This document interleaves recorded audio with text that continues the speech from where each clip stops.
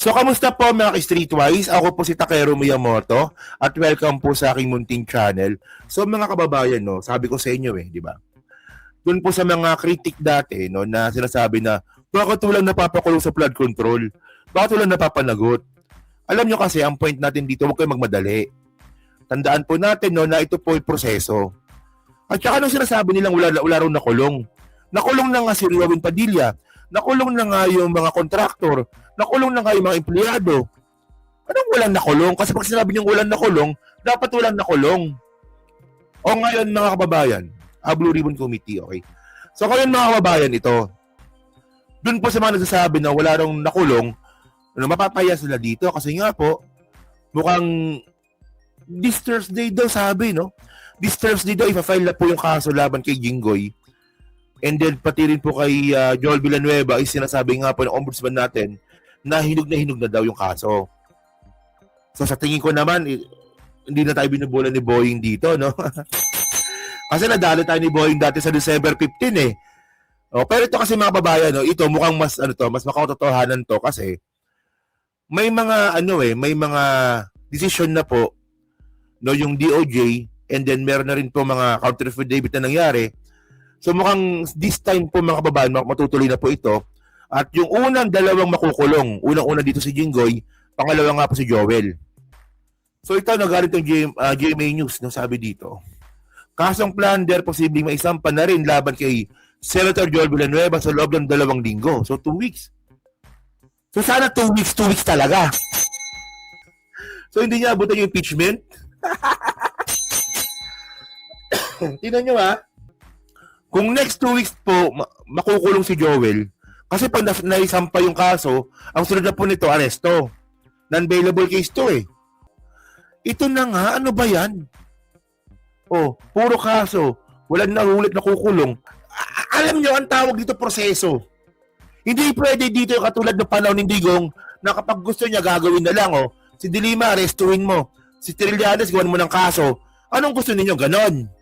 Tapos ang hindi makakalaya din. Di sa akin mga babayan, ako naniniwala ako sa proseso. Kung sinabi nga po natin ni Boying Rimulya dati na makukulong na yung mga yan noong December, bullshit po yun. Kasi ako alam niyo naman nung sinabi ni Rimulya yon, isa ako sa mga naging skeptic nun. Sabi ko mukhang paano mangyayari yun wala pang counter affidavit na nangyayari. Wala pang resolution na nangyayari. Di ba naalala niyo, sinabi ko yan nung December, sinabi ko yan. Pero ngayon mga kababayan, iba na po yung sitwasyon ngayon. Dumaan na po sa DOJ yung mga kaso nila at may resolution na po, especially si Jinggoy. So anong sasabihin naman natin ngayon na puro na lang kaso, wala naman nakukulong? Proseso nga yun Ewan ko lang, ako naniniwala ako sa proseso, pero ewan ko sa iba. Diba? So ito. Ito na pala, no? Si Joel. Okay. Pinakamalapit na. So, ito yung yung statement kanina ni Boying Rimulya. Ko, maya-maya. Yung na po kay Olivia Jaime. Nana ko lang kasi may music may music Oo. Shoutout tayo kay Chris Ulo Chris Ulo. Yung kaso ko, dismiss na. How about you? And then, tropa natin yung si Chris, no? Sige. information against Senator Jinggoy Estrada. Information to be filed with Sandigan Bayan as soon as possible time. Hopefully, Thursday. We will file it first thing in the morning. Ayan, panghawakan mo yan, Boying, Baka mamaya, bulahin mo na naman kami. Tulad ng ginawa mo noong December. Pero dito mga kababayan, wala siyang kawala dito. Kasi yung kay Jinggoy, yung mga streetwise, meron na pong recommendation yung DOJ. So, ibig sabihin nun, yung kaso na i-file sa DOJ, nagkaroon ng preliminary investigation, nagkaroon ng affidavit, nagkaroon ng counter affidavit, nagkaroon ng subpoena, and then, nagkaroon ng resolution. Nagkaroon ng desisyon. Ano yung desisyon? I-recommenda ng DOJ na kasuhan ng ombudsman si Jinggoy Estrada. So, ibig sabihin nun, yung bola, kay ombudsman na ngayon. Di ba? So, malinaw naman. Malinaw naman yung proseso. Oh, pero dito nga po, sige, continue muna natin, sige. plunder, and other related offenses. Hindi lang man Senator Jinggoy, meron pa kaming tinatapos rin at talagang madaling panahon, mapafile na rin namin yung kay Senator Joel Villanueva. Ayan na, si Villanueva din daw kasama. Pero ang unang-unang makukulong dito si Jinggoy. Kasi sobrang hinog na nga, overripe na nga eh. So, okay. Maganda yan. Tuloy mo yan. Sana totoo, di ba? Hindi ngayon talaga mukhang totoo na to. Kasi may decision na yung DOJ eh. So ngayon, syempre ngayon, nagdrama na si Jinggoy. Ito na yung drama ni Jinggoy ngayon, no? Sabi ni Jinggoy dito, So, if this is the price that I have to pay for standing on my own principles and what I believe in, so be it.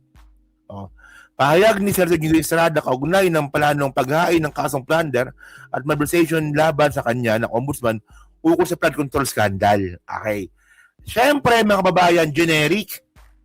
No, sobrang generic nito. Ang sagot po ni Jinggoy, politika lang ito. Dahil sa kanyang mga desisyon, di ba? At prinsipyo, na kanya pinaniniwalaan, kaya siya makakasuhan ng plunder. O, talapit na. Ay, tara yan. So, anong gusto palabasin ni Jinggoy? No? Na yung ebidensya laban sa kanya na nakita ng DOJ, baliwala yun. Wala, hindi totoo yun. So, yung natanggap na pera ni Jinggoy na sobrang daming bundles, di ba? No, nakasama sa ebidensya laban kay Jinggoy, wala yun. Hindi totoo yun. Wala. Kasi kaya nga daw po siya na makasuhan ng plunder dahil nga daw po sa kanyang politika. So, wala siyang ginawa. Wala. Pero maganda dito, no? May siyang video dito eh. Ito. Pay for standing on my own principles, on what I believe in. Ito. Sorry. Ito. Nakayan natin kasi natawa ako dito eh. Sabi niya dito. This is the price that I have to pay for standing on my own principles, on what I believe in. So be it. Ano po ang advice ng abogado? Pumipitik ha! Diyos ko! So be it. So sabi niya, no? Kung ito yung pinaniniwalaan ko, no, at prinsipyo ko, no, and this is the price to pay, so be it. Hindi, natuwa ako sa irap eh. Umiirap eh. Hindi, tinan nyo to, baka sabihin nyo, gawa-gawa ko lang. Saan na ba yan? Tinan nyo to, So be it. Ano po ang advice mo? Ay! Butamesa!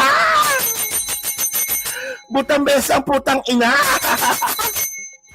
Tinan nyo, hindi, napansin nyo ba? Ako napansin ko kagad eh. Unang nood ko kagad, napansin ko kagad umiirap eh. Tinan nyo naman. Umiirap, men. Believe in. So be it. Ano po ang advice mo? Confirm!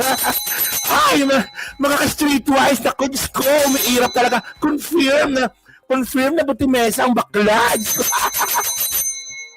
Ay, Diyos ko, hindi. Isa pa nga. Gusto kong makita yung umiirap kasi. Ay, Diyos ko. Ay, agat labe. Agat labe. Na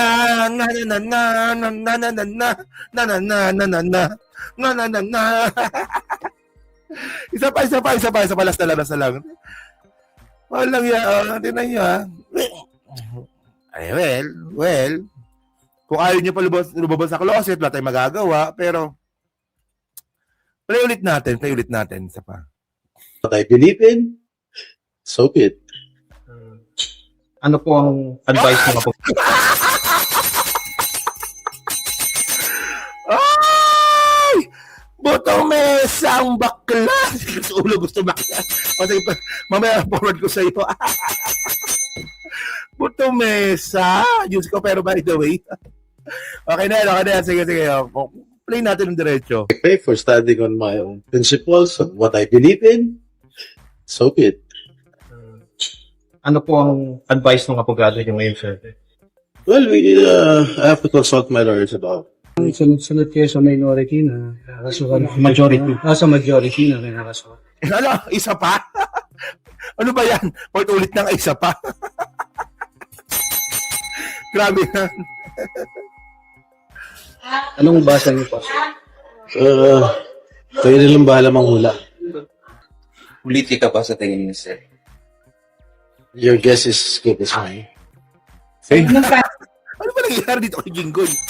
Parang sabog. Ganyan si Jinggoy dito, parang sabog, no? Ano yun, Sen?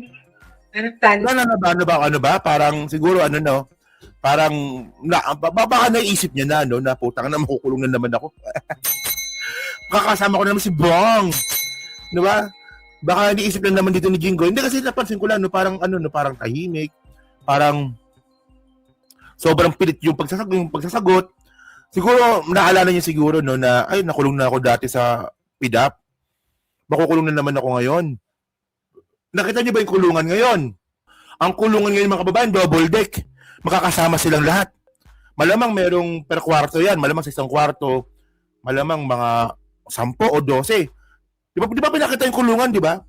O sa kabilang kwarto, baka 12, puro double deck, no? So, may chance na pag sila nakulong, kasi sama-sama sila eh. Sa sobrang dami po ng anomalya, no? Sa sobrang dami po ng sangkot sa anomalya. Kaya ganun po kadami po yung kulungan. Kaya may posibilidad na pwede sila makasama ni Bong Revilla sa kulungan. Baka naisip na naman ni Jinggoy, no? Ay, makukulong na naman ako. Ay, shucks. Makakakita na naman ako ng maraming nota. Diyos ko. Especially si Bong Revilla. Si best friend ko. Malaking nota nun. Hindi, di ba? Seriously mga kababayan, di ba? Pinakita yung kulungan eh. Iba yung kulungan dati nila. Yung kulungan nila dati, iwa-hiwalay sila kasi konti lang naman yung mga sangkot sa PDAP. Ngayon po kasi, kada kaso, ang daming sangkot. For example, di ba yung kay Jinggoy? Meron siyang ginawang flood control.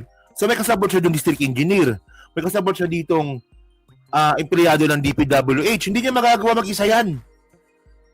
Meron siyang kasabot dito na kontraktor. Lahat po yan kulong. Kaya ganon. Bakit na naman papayat si Bong Revilla? Diyos ko naman. Bakit papayat, no? Bakit Ay, naku, ayoko magsalita. Diyos ko. Ayoko sabihin yun sa utak ko. Ayoko sabihin yun, alam nyo, ayoko sabihin yun sa utak ko na sobrang tingang na ni Bong Revilla kasi di na siya nabibisita ni Lani Mercado. Kaya, goods na sila ni Jinggoy. Ayoko sabihin yun. Baka madimanda na naman ako. Diyos ko. Madidimanda na naman ta. Ay, nasabi ko na pala. Diyos ko. Ay. Sana ayoko ba?